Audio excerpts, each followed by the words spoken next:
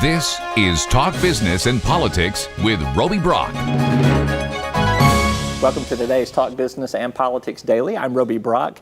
We have quite an honor, quite a treat with us on set today. We have Amy Rossi and Rich Huddleston, former Executive Director of Arkansas Advocates for Children and Families, current Executive Director for Arkansas Advocates for Children and Families. And while all eyes are on Central High with their 60th anniversary, you guys are celebrating your 40th anniversary, which is a huge milestone. Congratulations. Thank you. Amy, I'm coming to you first because you were there in the beginning when this organization got off the ground. Tell me what it was like in the early days. You had 10 original founding members and you were thrown out there to make it happen. Well, now I wasn't the first executive director, but Don Crary hired me in 1980, and some of the things we did in the very beginning were really friend getting. I mean, it was things to try to enlist people to support things that would be better for Arkansas children. And one of the first things was a court watching program that we did all over the state so that we could document what was actually happening in the juvenile courts in Arkansas. And that's when we really took up the banner with regard to needing a real court system to handle custody issues relating to children, especially those children who were delinquent or in need of services because of child abuse and neglect. What was happening in the day that there was not an advocacy group for children and for families? I mean, there really wasn't a voice. I mean, occasionally you would have people who would respond to some crisis of some sort that might get public attention, but those were individuals and usually didn't create a sort of mass movement with regard to anything. And probably the things that we would know the most about would be the institutions that got established then, like Children's Hospital, some of the mental health agencies that were getting on off the ground for children who had disturbances, and those that were disabled.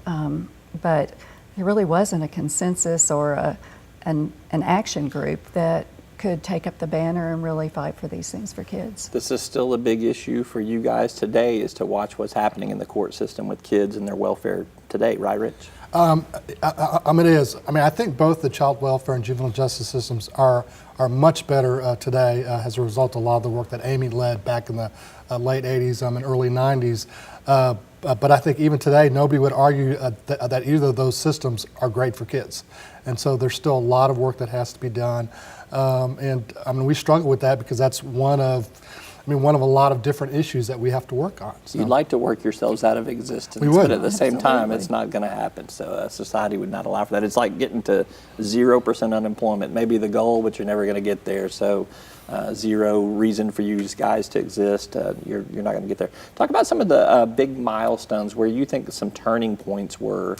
Well, declaring the juvenile court system unconstitutional was a really big deal. And do you remember what year that was? I believe that was 1988 or 1987. And it was a court case that got brought, and the Supreme Court, it went all the way to the Supreme Court, who said, yes, the system was unconstitutional, which then meant we had to create a whole new juvenile court system with real judges, real elected judges. And that was outstanding because we really thought then you had an accountability for those actions that were taken where children really didn't have much representation before at all, and now they did.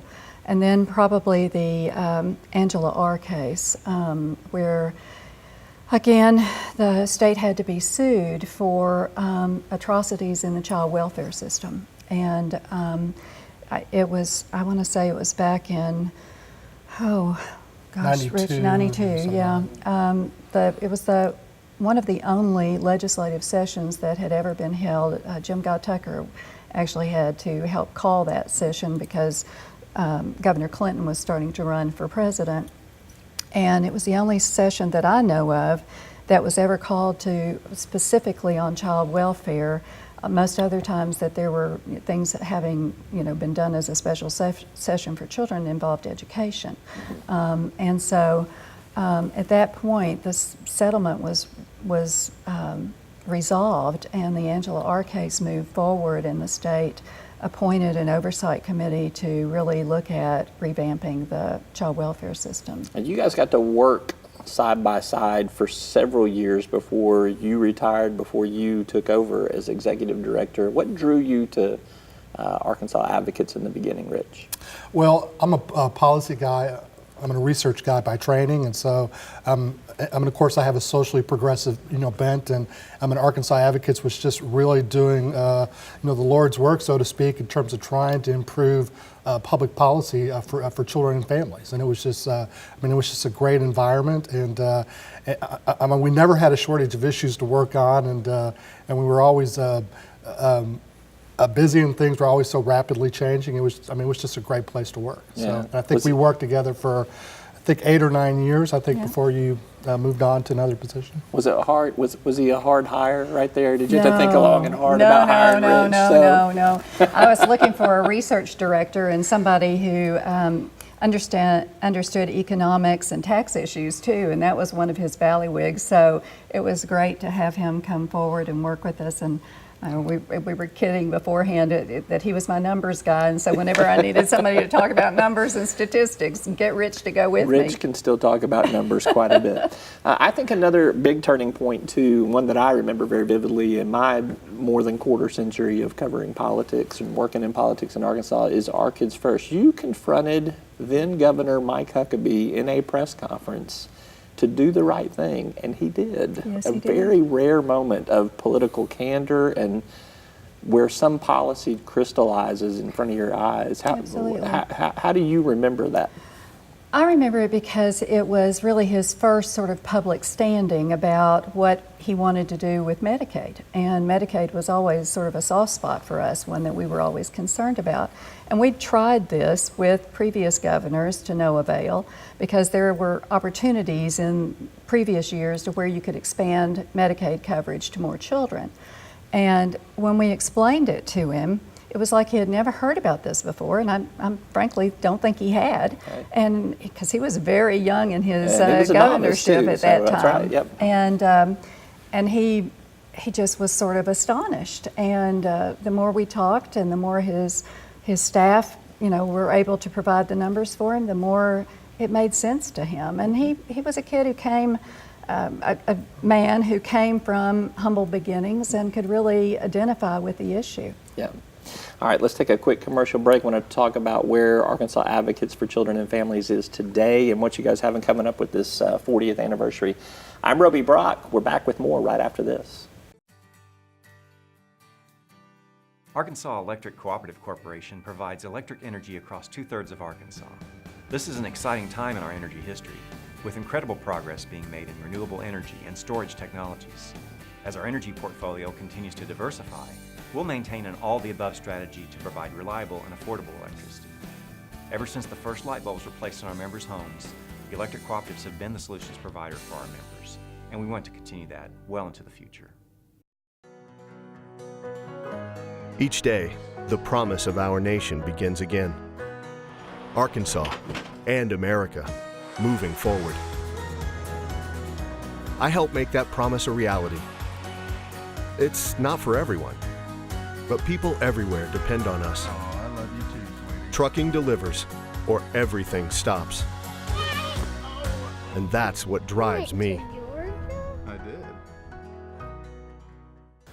Welcome back to Talk Business and Politics Daily. I'm Roby Brock. I'm with Amy Rossi with Rich Huddleston. We are talking about the 40th anniversary coming up on October 12th, I think, for Arkansas Advocates for Children and Families. Let's talk, Rich, I'm coming to you first in this segment here. Talk to me today about the whole scope of what Arkansas Advocates covers, maybe how it has changed from those early years.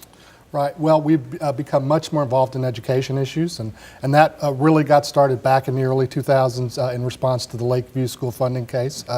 Back when Amy was still with Advocates, we made a pitch that both to the Supreme Court and the legislature that we needed to expand funding for pre-K, and you really wanted to improve education. And from 2003 through 2007, state expanded annual funding by $100 million annually, which today, thinking about $100 million, it's just mind-boggling. Those are tax cuts now, Rich. That's those what those are tax cuts now. But I think that I think that really kind of. I think that really cemented our work in education. Now we're doing a lot more work in education, especially K through 12 education. We're also doing a lot more work on economic issues. I think back even when Amy was still there, I mean, we made the pitch that if you really wanted to improve outcomes for kids, you have to deal with the issue of poverty, the economic issue of poverty. And so we've done a lot of work over the last decade or so in terms of trying to get increases to the state minimum wage. We've been part of 2 very successful campaigns there.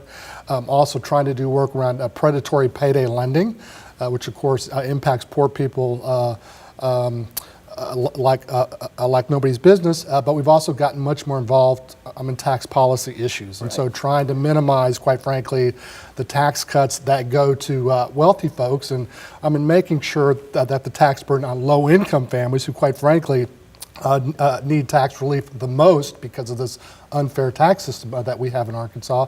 So trying to do more work around there too. So. Amy, so when you came to the organization just a few years into its infancy there, could you ever imagine that it would be as meaningful, as large, as influential as it is today? Did you? I think we always hoped we would be. And at that point, it was such an uphill battle. It felt like it was almost insurmountable.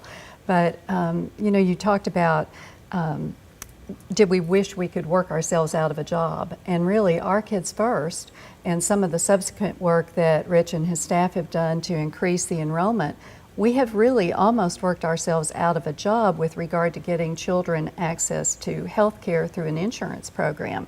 Now, there are certainly some swipes at that that are starting to happen right now, so you can't get out of the business yet. Right. But really, if you talk about going from a very huge number of children without insurance that couldn't get services, and if they could, they were very limited.